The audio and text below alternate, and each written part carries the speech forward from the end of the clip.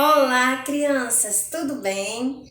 Crianças, vamos dar início agora à nossa aula de natureza. E hoje eu vim falar de uma coisa muito importante. Sabe o que é? Durante toda a semana, nós aprendemos que é preciso cuidar bem do nosso corpo, manter uma boa higiene para deixá-lo limpinho, livre de sujeiras e assim termos mais saúde. Mas hoje eu vim falar de algo também muito importante para se ter saúde. Sabe o que é? A nossa alimentação.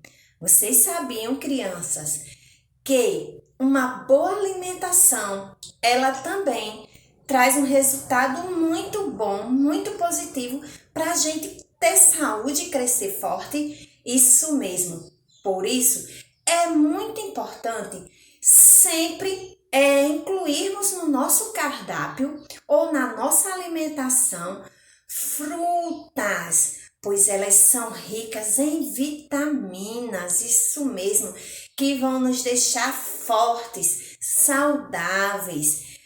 E também é importante comermos legumes e verduras. Os legumes e as verduras, além de muita vitamina, elas também, esses alimentos também, eles trazem fibra para o nosso organismo, fazendo com que tudo aqui na nossa barriguinha funcione, muito bem, tá certo?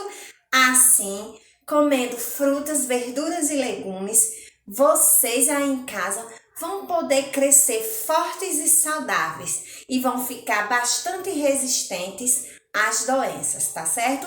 Elas não vão entrar com facilidade no seu corpinho, tá bom?